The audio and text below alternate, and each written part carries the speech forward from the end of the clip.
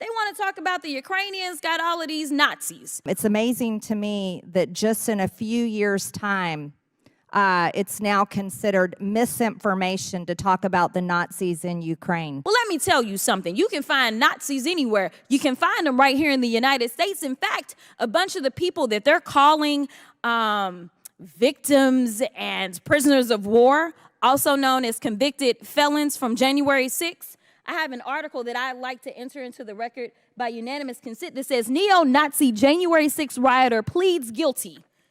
Without objection. Thank you so much. So here's the point.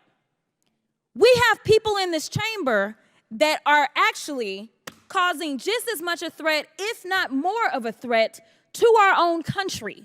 We should be talking about holding our very own accountable for the misinformation and disinformation that they are spreading, whether it's coming out of China, whether it's coming out of Russia, or whoever is peddling it. It is a problem because right now what we see is that people are dying and we cannot get the support that we need from the public because they continue to peddle lies. And I'm tired of it because I didn't come to this chamber to play games. I came to this chamber to answer to the people, the American people, and to make sure that we keep the American people safe. This is something that I just can't get over. I can't get over the gentle lady from South Carolina talking about white privilege. Who bribed Hunter Biden to be here today? That's my first question. Second question, you are the epitome of white privilege, coming into the Oversight Committee, spitting in our face, ignoring a congressional subpoena to be deposed. What are you afraid of? You have no balls to come up here and... Mr. Chairman, point of inquiry. Mr. Chairman, If the ladies recognize... If the gentle lady wants to hear from Hunter Biden, we can hear from him right now, Mr. Chairman. Let's take a vote and hear from Hunter Biden. What are you afraid of? Hold on. Order. Are women allowed to speak in here or no? Are women allowed to speak in here or no? Could you keep interrupting me? I'll interrupt the chairman. I don't know that he's a lady. It was a spit in the face, at least of mine as a black woman, for you to talk about what white privilege looks like, especially from that side of the aisle. And let me quote your now ousted speaker and what he had to say about the Republican Party and y'all's lack of diversity. When you look at the Democrats, they actually look like America. When I look at my party, we look like the most restrictive country club in America. To be clear, whatever happens to your little leader, it's going to be because of the actions that he took. So you can talk all you want to about how January 6th was nonsense, but all of y'all were running at that time. Y'all were grabbing y'all's gas masks and y'all were running to your offices because you didn't know if they were coming to kill you. You should have cared that somebody was there to protect you, but instead you want to play games because you found out that it was your leader that decided that he wanted to propagate an insurrection on our country. So don't tell me that you care about the Constitution, because you don't. All you care about is Trump getting reelected, and I'll yield the last of my time to my leader. You know, I have been listening to everyone that had something to say, and the interesting thing, if the public pays attention, is that when my Republican colleagues speak about SNAP, these are the things that I've heard. I would also like to take a moment, thank you, Mr. Chairman, to dispel any rumor that this legislation cuts benefits to those in need. Saving and cutting are not the same. This farm bill does not cut SNAP. Thank you. I would ask that my Democratic colleagues and everyone concerned about the SNAP program look at how much the program has grown since the 2018 Farm Bill. The modifications made to the Thrifty Food Plan will seek to keep it cost neutral and still allow for annual inflationary increases, as was mentioned. Truth is, SNAP has been plagued by overpayments and errors. SNAP's national overpayment rate is 9.84%, leading to more than $34 million in erroneous payments each day, $13.15 billion a year. Look, this is all aided by sugary drinks, which are the second most purchased items sold through SNAP, accounting for 5% of dollars SNAP recipients spend on food, costing between $2 and $4 billion each year. The truth is, as the number of SNAP recipients has grown, our healthiness levels have fallen here in America. I think that's shameful. It's not a cut, it's cost neutral, potential cuts, an increase in benefits. But every time you listen to the Democrats speak, they say the exact same thing. And the information that they're relying on is called data. And the data came from the nonpartisan CBO. The only information that we have before us to make a determination of how we will proceed is data from the CBO.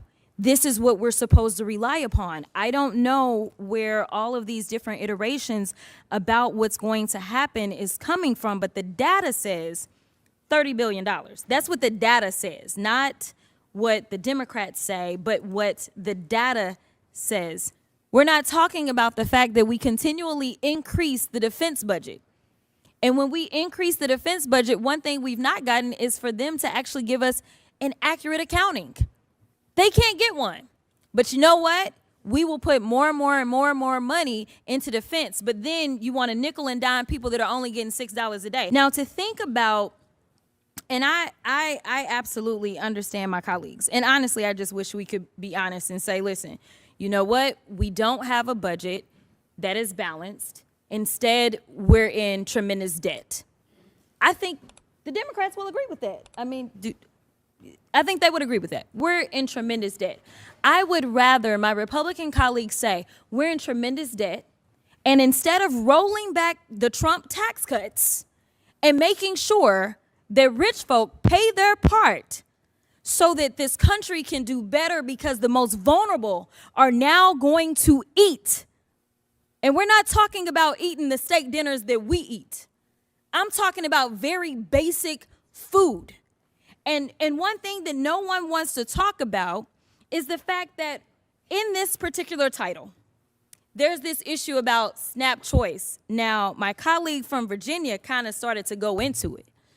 But basically what happens is, if you are poor in this country, then the federal government, you know, the people that love small government, the federal government is going to tell you things like you can't have hot food. That's a problem. They're going to tell you things like, you know what, if it's not nutritious foods as they define it, then it's a problem. I just want to invite some of my colleagues to my district. Now, I can't talk about what happens in rural America and the access or lack thereof that they have to nutritious foods. But unfortunately, sometimes the only food that you have access to in, say, a food desert like mine may be from the corner store, or it may be from the subpar grocery store that doesn't even have fresh foods available. Or if it is fresh, it's fresh only in name.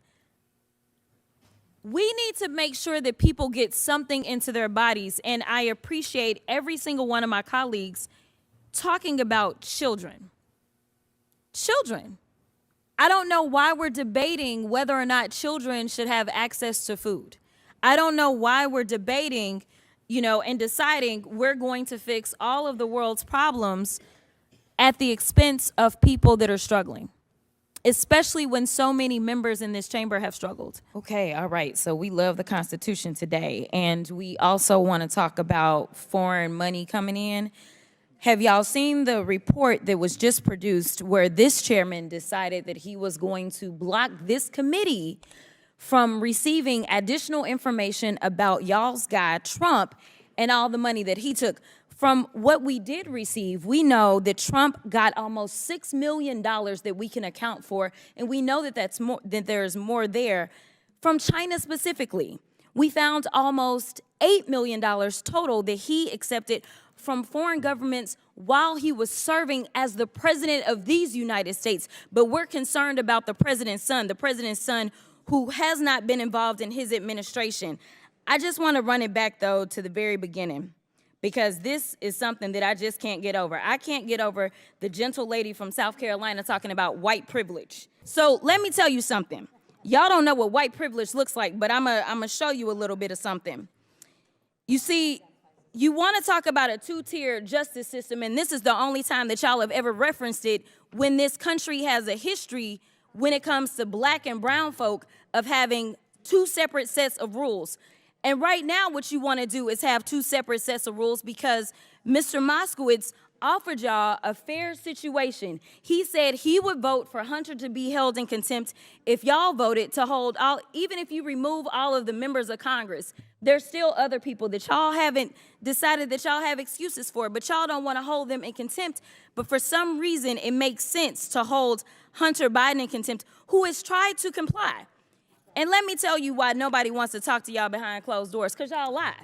That's just the bottom line. You have done it thus far in this investigation. You have done it this far as it relates to this committee. In every single hearing, y'all spin, spin, spin. I don't know how y'all are still standing right now, because you should be quite dizzy from all the spinning that you're constantly doing when it comes to spinning the truth. You talk about free and fair elections, but you back a guy who we know tried to steal the election. And this isn't about what Democrats have to say. Let me remind you, for those of you that don't know how the justice system works, it's not a matter of the president went in and indicted Trump, but we are talking about grand juries. Grand juries are comprised of American citizens, and the people that have entered pleas of guilty that will be flipping on your leader in a minute, they are Republicans. I do want to point that out. And half of them were Republicans that were handpicked by Donald Trump himself. Gentlewoman, Ms. Crockett is recognized for 5 minutes. Thank you so much, Mr. Chair.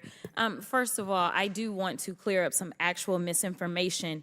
Dr. Snyder, when you were testifying earlier, you were actually responding to questions that were posed by another colleague from Texas. One of the questions was, who was the president in 2008? And to be clear, Obama ran in 2008, but Obama did not swear in until 2009. So when my colleague asked about invasions from Russia, actually in 2008, Russia was invading Georgia, and it was another Texan that was the president at the time, and that was George Bush. In addition to that, one of the things that my colleague did not inquire about, but I want to make sure we're clear about, is that Trump was president in 2019 when he threatened to withhold aid to the Ukrainians as they were being threatened by the Russians. So I do want to make sure that we do that. You know, what is wild to me is that this word patriot seems to be getting co-opted for propagandists, because that's what they do. All right, so we're going to talk about what my colleague from Georgia, she talked about misinformation, and I don't know what she was talking about, but nevertheless, we can look at her own tweets and we can find plenty of misinformation, but we're just going to go through one specific tweet. Now, she said that we need to work with Israel to track down the serial numbers on any U.S. weapons used by Hamas against Israel. Dr. Snyder, I may be going out on a limb, but are you aware that that was actually just propaganda that was put out, and there actually were not U.S. weapons that were being used by Hamas, as she attempted to insinuate in this tweet? I mean, we first of all, I appreciate the clarification. I knew that the question, who were the American presidents, was going to be the toughest one I got from that side. So I appreciate your helping me out. Yes, I mean, obviously there what you have is a typical example of American-Russian messaging, where the implicit idea is supposed to be we shouldn't give weapons to Ukraine because they're going to end up going somewhere else. There's no evidence for that. It's hard to think of an example where American weapons have been leveraged with such success as on the Ukrainian battlefield. Thank you so much. In fact, for some people, especially people that serve on the committee, they may be surprised to know that it's actually a former Russian president and Putin's sidekick, Dmitry, and I don't want to slaughter his name, so I'm going to say Dmitry M., who actually she quote tweeted. See, the problem that we're having, and the reason that we're bringing up Russia as well, is because Russia is a threat as well as China. So we are not going to sit here and pretend as if it's only one or the other. But the biggest problem that we have is we have people that sit in this chamber and they spread the misinformation. If it was left in Russia or China, whatever. But the problem is that you have people that sit in positions of power and they have a $2 million budget. You think that they would call on some staff to find out if they were telling the truth about the things that they're putting on social media, but instead it works for their rhetoric. Right now, what we see is that people are dying, and we cannot get the support that we need from the public because they continue to peddle lies. And I'm tired of it, because I didn't come to this chamber to play games. I came to this chamber to answer to the people, the American people, and to make sure that we keep the American people safe.